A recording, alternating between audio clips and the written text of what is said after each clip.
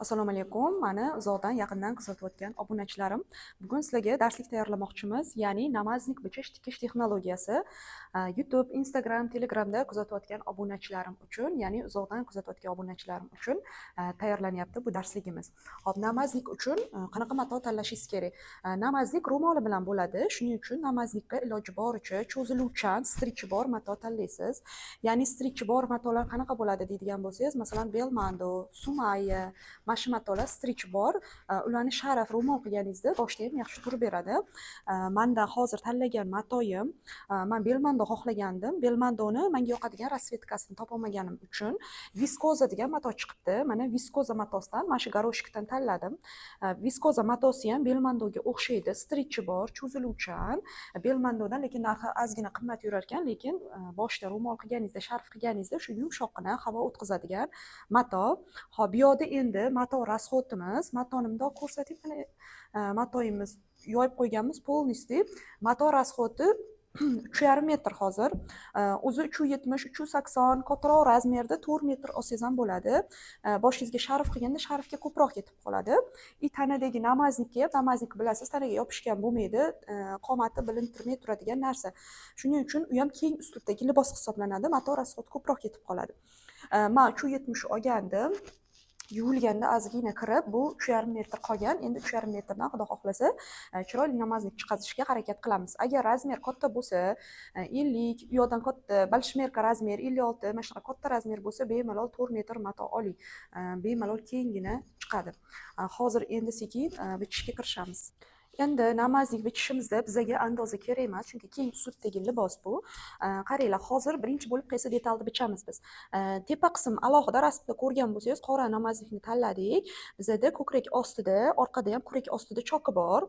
Mana shu holatda chokli qilamiz. Rasmdagida yeng qismlarida choki ko'proq. Unaqa yeng qismlarda chokini ko'paytirib yubormaymiz. Faqat ko'krakdagi, ko'krak ostida choki bor. Pastki etek qismi burmali keng bo'ladi. Hop, bizda yeng qismimiz qo'shilib ketgan tepa qismga. Shuning uchun etek detal eng katta detal bo'lyapti bu yerda. Hozir birinchi bo'lib etek detalni bichib olamiz, katta detallarni. Keyin oldi orqa qismlarini bichamiz, tepa qismni. Hop, bizda bo'yim o'lchaganimda o'zimga bo'lyapti bu. Bo'yim o'lchaganimda 1.38 chiqdi bo'yim.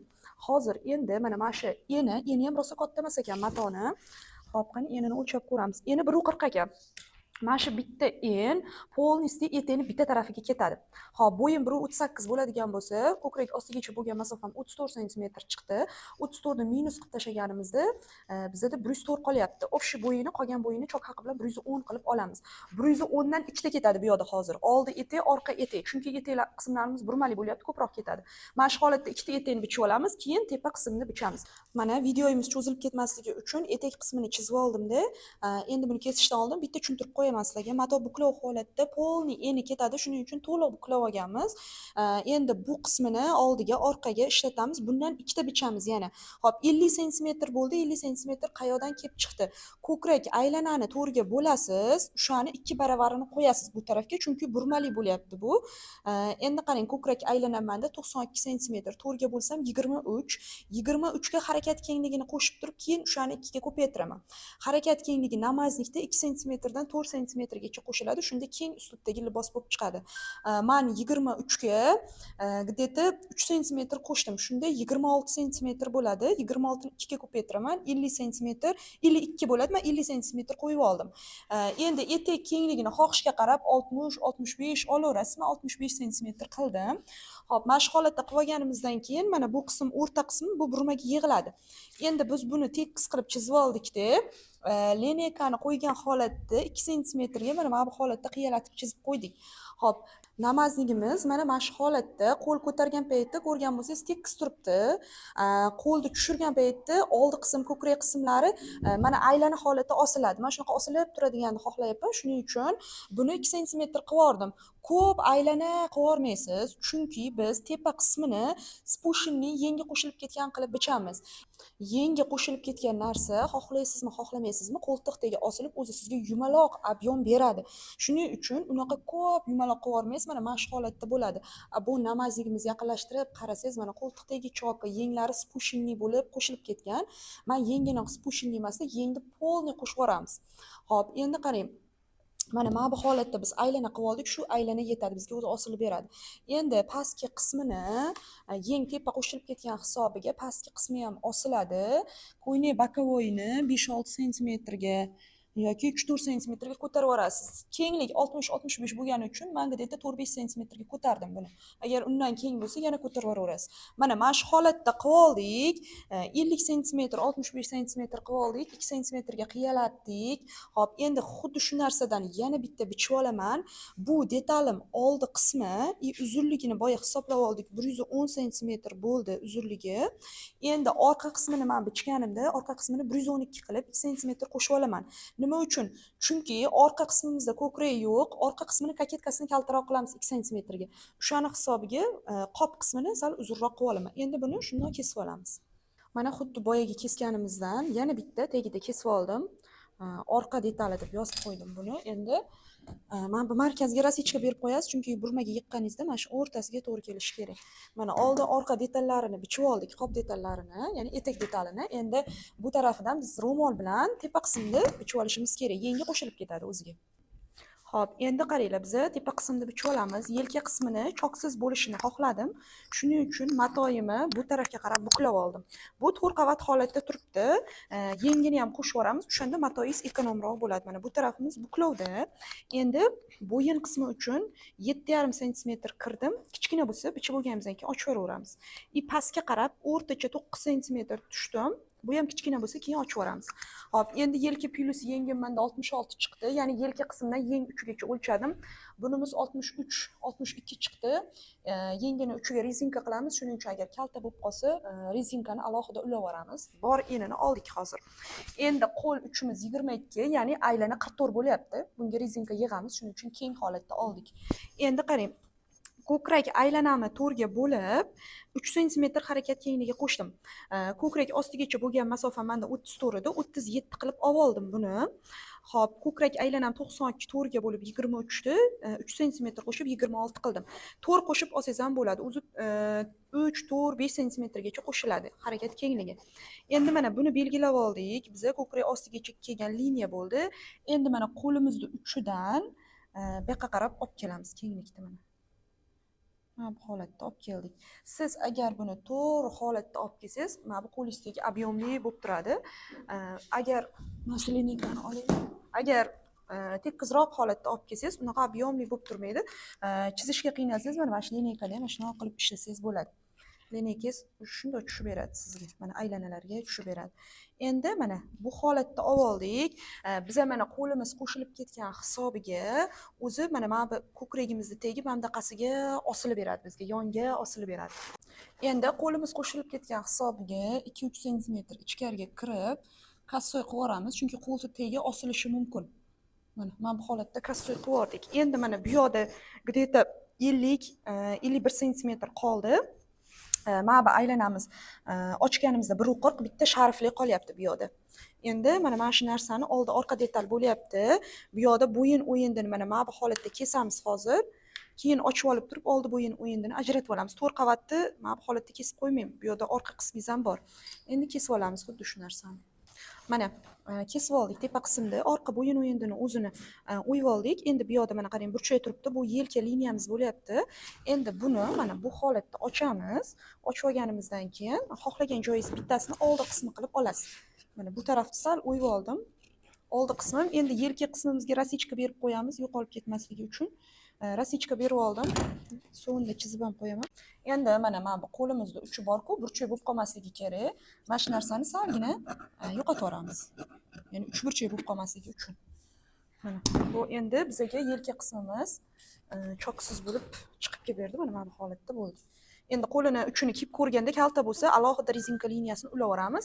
Xo'p, endi sharf qismini menda mana sharf chiqadigan qoldi. Mana shu holatda tekis qilib kesib olamiz.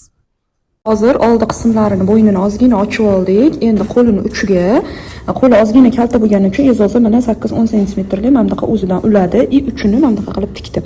Hozir endi buni dazmol qilib bo'lgandan keyin yengni uchiga mayda ipli rezinkadan tikamiz. Mana bu tarafini overlock bo'lib, xullas mana bu holatga kelgan mana. Yelka qism choksiz, mana qo'lini uchiga ulandi, shu holatga kelgan. Endi bu yoqlarni hozir dazmollab olasiz. Endi bu yog'iga mana ezozi etek qismiga burma uchun tikdi.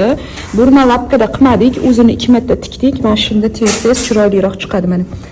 2 marta tikilib qo'yilgan bu yoqda. Endi hozir shuni qo'lda burmaga chiroyli qilib etek qismlarini anaqa qilamiz, terib chiqamiz.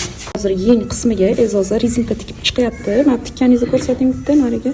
Mana bitta tarafini bo'ldi. Mana hozir bu tarafini ko'rsataman sizlarga qanaqa tikishdi. Shpulaga rezinka o'rab olgan, shu ipli rezinkadan chizib chiqasiz. Bundoq qilib 1 sm xohlayapsiz, 1,5 xohlayapsiz, chizib chiqasiz. Rezinka mana tegidi. Endi chizib chiqqaningizdan keyin shu chiziqni ustidan tikasiz. Bitta ko'rsating tikishdi. Shu chizganingizni ustiga qo'yib olasiz. Zakripka berilmaydi boshda. Mana tikib, chiqib boshlaganingizdan keyin orqasidan tortib ketasiz. Mana bitta qo'lingiz bilan tortib olmasangiz bu tortganingizda bo'shab ketadigan bo'lib qoladi. Chiziqni ustidan tikib ketaverasiz tortib. To'xtab turing endi. Bitta ko'rsataylik mana shu holatda bo'laveradi rezinkangiz. Hozir mana shunaqa qilib mana shu 7 ta 8 ta qator tikib chiqadi ezozi. Endi etek qismlarini ezozichkani o'zi mana burmaga yig'yapti. Qaranglar. Ikkitali ip tikib olgan, buni mashinani ustida, buni mashinani tagida tikkan. Endi tagidagi ipni tortib chiqyapti mana. Ikkitalikda tortsangiz shunaqa chiroyli chiqadi burmalaringiz mana. Tepa qism tayyor bo'ldi. Mana tepa qism mana bu holatda tayyor bo'lgan. Endi hozir bitta kiyib ko'rib, keyin yubkalarni o'rnatamiz. Yenglari. Endi mana yenglariga rezinkalarni tikib, bo'ynlari обработка bo'ldi. Endi biz etek qismini ulashimiz kerak. Etek qismini ulashda mana ko'krak ostigacha bo'lgan masofam 34-35 chiqqan, 36,5. Hozir 1 sm bundan ham olib tashlayman, chunki burmali narsa qilganingizda baribir pastga qarab tortib ketadi. Mana bu ko'krakdan pastiga tushib ketadi. Ancha hozir 1 sm olib tashlaymiz ekan.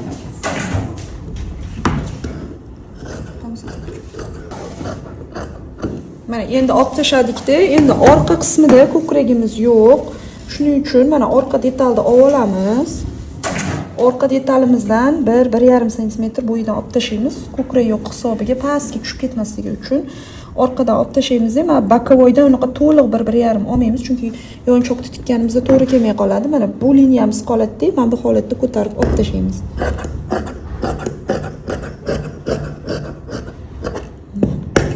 O'rtasiga oldi-orqaga rastichka berib qo'yamiz. Bo'ldi, endi qop qismlarini o'rnatamiz.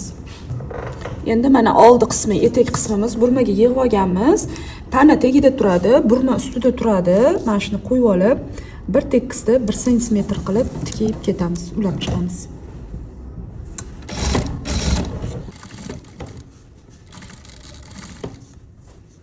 Mana ko'ynagimiz mana shu holatga keldi. Ulab oldik. Qaranglar, o'zi mana bu yengi qo'shilib ketgan hisobiga mana bu narsa mana bunaqa bo'lib aylana bo'lib beradi-da sizga. Ko'rgan bo'lsangiz, etek qismini faqat 2 sm ga qiyalatdik. Mana bu qismini tekis qilib kesganmiz, mana bu tarafini ko'proq olib tashladim 1 sm. Ya'ni mana bu narsa tekis edi, 1 sm ga oldini ko'tarib, bundoq olib tashladim, lekin ko'p qiyalatib olmaysiz. Mana asl holatini ko'tarsangiz, o'zi tekis turibdi bu narsa. Yengi qo'shilib ketgan hisobiga bu narsa bundoq bo'lib beradi sizga. Endi mana bu orqa qismimiz bizda, mana orqa qismimiz ham aylana turibdi. Kiyganda mana bu holatda turadi. Hozir endi burma iplarini olib tashlaymiz, keyin ichlari overlock bo'ldi. Shuni bokovoyda yopamiz, aylantirib bokovoyda yoparamiz. Mana ko'ynagimizning oldi qismi, manisi orqa qismi ko'ynag. Endi sharfimizni biz ko'ynagning orqa qismiga tikib qo'yamiz. Shuning uchun nomi namazlik bo'ladi. Ya'ni ko'ynakni kiyganingizda sharfini shuni tashlab namoz o'qib ketish uchun. Endi agar siz sharfni shuna bo'ynimga tashlab bir xil holatda ikkita tarafini osiltiraman deydigan bo'lsangiz, sharfingizni orqa qismi o'rtasini topib olasizda, mana shu o'rta qismini bo'yin o'yiniga prosta tikib qo'yasiz. Ikkita yon yelkagacha. Shunda namoz o'qiganingizda mana bo'yin ochilib ketmaydi. Agar siz yo'q bitta tarafimni bundoq qilib tashlab olaman deydigan bo'lsangiz, sharfni markazini emas, bitta tarafini uzunroq qilib qoldirasizda, o'sha yerda bo'yin o'yinini o'rtasiga prosta bundoq qilib tikib qo'yasiz. Men ham shu bitta tarafini tashlab olaman, shuning uchun mana shu holatda hozir buni mahkamlab tikib qo'yaman. Mana ko'ynagimiz bitdi. Ikkita yo'llarini hozir ezozichga tikib, overlock qildi. Endi dazmollab qo'ysak bo'ldi. Ro'mollarini mana qo'shilgan uchun yana ko'ylakda mana sharflar mana bu holatda bunda tushirib yursangiz ham bo'ladi sharfini. Bundoqsiz ham bo'ladi. И pastki qismlari o'zi tekis chiqdi, hech qayerda osilgani yo'q. Faqat bo'yi uzun, hozir 1 sentimetr kesib, bo'yini shuna bukib qo'yamiz, bo'ldi. Hamma joyi tekis zo'r chiqdi. Mana yenglari shotki. Mana ro'moli bor, keng uslubdagi hamma narsa namaznik hisoblanadi. Abayalar ham ro'moli bormi, u namaznik hisoblanadi. Mana tikib olinglar sizlar ham video darslikdan ko'rib, o'zinglarning fikringlarni yozib ketinglar, обязательно kommentariyada. Gel dedim, gelmişem. Sana göre ben gelmişem. Bəs deyirdin, gelmezsen. Bak bu da